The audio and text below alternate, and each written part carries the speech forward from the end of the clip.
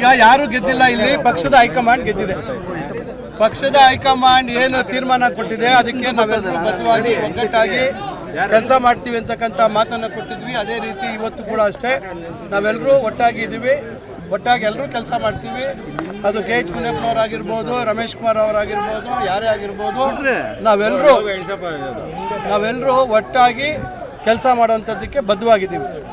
Sir ಈಗ ನೀವು ಹೇಳ್ತಾ ಇದ್ದೀರಿ, ಬಟ್ ಕೆ ಎಚ್ ಮುನಿಯಪ್ಪನವರು ತಮ್ಮ ಅಳಿನ ಸಿಕ್ಕಿಲ್ಲ ಅಂತ ಹೇಳ್ಬಿಟ್ಟು ಅಸಮಾಧಾನ ವ್ಯಕ್ತಪಡ್ತಾ ಇದ್ದಾರೆ. ಮತ್ತೊಂದು ಕಡೆ ಅಭ್ಯರ್ಥಿಗೆ ಟಿಕೆಟ್ ಕೊಟ್ಟಿದ್ದಾರೆ, ಸ್ವಾಗತ ಅಂತ ಹೇಳ್ತಾ ಇದ್ದಾರೆ. ಯಾವ ಮಾತು ತಪ್ಪು ಸರ್? ನೋಡಿ, ಈಗ ಟಿಕೆಟ್ ಕೇಳುವಂಥದ್ದಕ್ಕೆ ಎಲ್ರಿಗೂ ಹಕ್ಕಿದೆ. ಪಕ್ಷ ಯಾರಿಗೆ ಒಬ್ಬರಿಗೆ ಕೊಡ್ಲಿಕ್ಕೆ ಸಾಧ್ಯ ಇದೆ.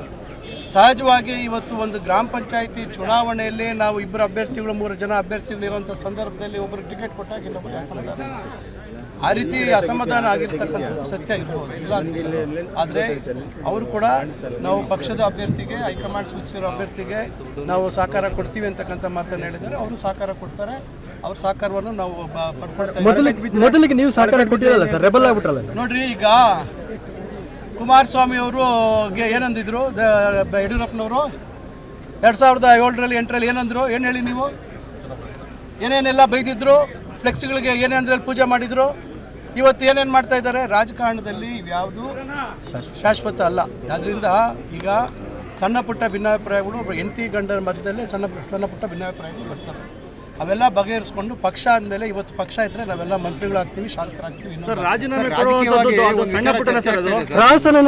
ಈಗ ರಾಜೀನಾಮೆದು ಮತ್ತೊಂದು ಈಗಾಗಲೇ ನಾವು ಮಾಧ್ಯಮಗಳಿಗೆ ನಾವು ಪಕ್ಷದ ಸೂಚನೆಯಂತೆ ನಾವು ಅದ್ರ ಬಗ್ಗೆ ಹೇಳಿಕೆಯನ್ನು ಕೊಟ್ಟಿದ್ದೀವಿ, ವಿಷಾದ ವ್ಯಕ್ತಪಡಿಸಿದ್ದೀವಿ. ಪಕ್ಷದ ಮುಖಂಡರಿಗೆ ಕ್ಷಮೆಯನ್ನು ಕೂಡ ಯಾಚಿಸಿದ್ದೀವಿ. ಅದು ಮುಗಿದ ಅಧ್ಯಾಯ. ಈಗ ನಮ್ಮ ಗುರಿ ಇರ್ತಕ್ಕಂಥದ್ದು ನಮ್ಮ ಅಭ್ಯರ್ಥಿ ಯುವ ಕಾಂಗ್ರೆಸ್ಸು ಮತ್ತು NSU ಇಂದ ಬೆಳೆದು ಬಂದಿರತಕ್ಕಂಥ ಒಬ್ಬ ಯುವಕನಿಗೆ ಇವತ್ತು ಪಕ್ಷ ಆದ್ಯತೆ ಕೊಟ್ಟಿದೆ. ಅವ್ರನ್ನ ಗೆಲ್ಸ್ಕೊಡ್ತಕ್ಕಂಥದ್ದು ನಮ್ಮೆಲ್ಲರ ಕರ್ತವ್ಯ. ನೋಡಿ, ಘಟಬಂಧನ್ ಎಲ್ಲ ಮಾಧ್ಯಮಗಳ ಸೃಷ್ಟಿ. ಯಾರಿಟ್ರು ಘಟಬಂಧನ್ ಅಂತ? ಏನಾದರೂ ಒಂದು ರಿಜಿಸ್ಟರ್ ಆಗಿದೆಯಾ ಘಟಬಂಧನ್ ಅಂತ? ನೀವು ಮಾಧ್ಯಮಗಳು ನಿಮ್ಮದೇ ಆದಂಥ ಹೆಸರು ಕೊಡ್ತೀರಾ, ಅದಕ್ಕೆ ನಾವು ಯಾರು ಅದಕ್ಕೆ ಹೇಳೋಕ್ಕಾಗೋದಿಲ್ಲ. ಅದಕ್ಕೆ ನಿಮ್ಮ ಸ್ವೇಚ್ಛಾಚಾರ. ಅದರಿಂದ ನಾವು ಘಟಬಂಧನ್ ಮತ್ತೊಂದಿಲ್ಲ. ಸ್ಪಷ್ಟವಾಗಿ ಹೈಕಮಾಂಡ್ಗೆ, ಸನ್ಮಾನ್ಯ ಮುಖ್ಯಮಂತ್ರಿಗಳಿಗೆ, ಸನ್ಮಾನ್ಯ ಉಪಮುಖ್ಯಮಂತ್ರಿಗಳು, ಅಧ್ಯಕ್ಷರಾಗಿರ್ತಕ್ಕಂಥವ್ರಿಗೆ ನಾವು ಜವಾಬ್ದಾರಿ ಕೊಟ್ಟಿದ್ವಿ. ನೀವು ಯಾವುದೇ ಅಭ್ಯರ್ಥಿ ಕೊಡಿ, ನಾವು ಒಪ್ಕೊಳ್ತೀವಿ ಅಂತಕ್ಕಂಥದ್ದು. ಅವರು ನಮ್ಮನ್ನು ಸಂಪರ್ಕ ಮಾಡಿಲ್ಲ, ಕೆ ಎಚ್ ಮುನಿಯಪ್ಪನವ್ರನ್ನು ಸಂಪರ್ಕ ಮಾಡಿಲ್ಲ. ಗೌತಮ್ ಅವರು ಅರ್ಜಿ ಹಾಕಿದ್ರು, ಅವರ ಹಿನ್ನೆಲೆ ನೋಡಿದ್ರು. ಅವರ ಪಕ್ಷದ ಒಬ್ಬ ಕಾರ್ಯಕರ್ತನಾಗಿ ಬೆಳೆದು ಬಂದಿರತಕ್ಕಂಥದ್ದು ಹಿನ್ನೆಲೆ ನೋಡಿ ಅವ್ರು ಕೊಟ್ಟಿದ್ದಾರೆ. ನಮಗೂ ಒಪ್ಪಿಗೆ ಇದೆ, ಅವ್ರಿಗೂ ಒಪ್ಪಿಗೆ ಇದೆ. ನಾವೆಲ್ಲ ರಾಜಕೀಯವಾಗಿ ಒಂದು ವಿಚಾರ ಚರ್ಚೆ ಆಗ್ತಾ ಇದೆ ಸರ್. ತಮ್ಮ ಹಳೆ ನೋವುನ ಕೆ ಎಚ್ ಮುನಿಯಪ್ಪ ಅವರು ಹಳೆಯ ಟಿಕೆಟ್ ತಪ್ಪಿಸೋ ಮೂಲಕ ತಾವು ಆಸೆ ಈಡೇರಿಸ್ಕೊಂಡ್ರಿ ಅಂತ ಹೇಳಿ ಚರ್ಚೆ. ನೋಡಿ, ಯಾರೋ ಚರ್ಚೆ ಮಾಡೋದಕ್ಕೆಲ್ಲ ನಾವು ಉತ್ತರ ಕೊಡೋಕೆ ಆಗೋದಿಲ್ಲ. ಈಗ ರಾಜಕೀಯವಾಗಿ ತಮ್ಮ ಪಕ್ಷದವರೇ ಮಾತಾಡ್ತಾ ಇರೋದು. ಈಗ ನೋಡಿ, ಈಗ ಅಭಿಪ್ರಾಯಗಳು ಅವ್ರವ್ರದೇ ಆದಂಥ ಅಭಿಪ್ರಾಯಗಳು ಯಾರು ಹೇಳ್ಕೊಳ್ಳೋಂಥದ್ದಕ್ಕೆಲ್ಲ ನಾವು ಉತ್ತರ ಕೊಡೋಕ್ಕಾಗಲ್ಲ. ಅದರಿಂದ ಅಲ್ಲ, ಅದು ಇವತ್ತು ನೆನ್ನೆ ಒಂದಾಗಿಲ್ವಲ್ಲ. ಈಗ JDS BJP ಒಂದಾಗಿರೋದು ಇವತ್ತು ನೆನ್ನೆ ಅಲ್ಲ, ಎಲ್ರಿಗೂ ಗೊತ್ತಿರ್ತಕ್ಕಂಥದ್ದು. ಇಡೀ ಕ್ಷೇತ್ರದ ಪ್ರತಿಯೊಬ್ಬ ಮತದಾರರಿಗೂ ಗೊತ್ತಿರ್ತಕ್ಕಂಥದ್ದು. ಅದರಿಂದ ಅವೆಲ್ಲ ನಮಗೆ ಅರಿವಿದೆ. ಈ ಕ್ಷೇತ್ರದ ನಾಡಿ ಮಿಡಿತ ಅವ್ರಿಗೆ ಚೆನ್ನಾಗಿ ಗೊತ್ತಿದೆ, ನಮಗೂ ಗೊತ್ತಿದೆ.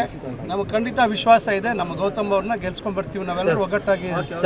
ಮುಖ್ಯಮಂತ್ರಿಗಳು ಸೇರಿದಂತೆ ACC ಅಧ್ಯಕ್ಷರು ಸಹ ನಿಮ್ಮನ್ನೆಲ್ಲ ಕೂರಿಸಿ ಮಾತಾಡಿದ್ರು.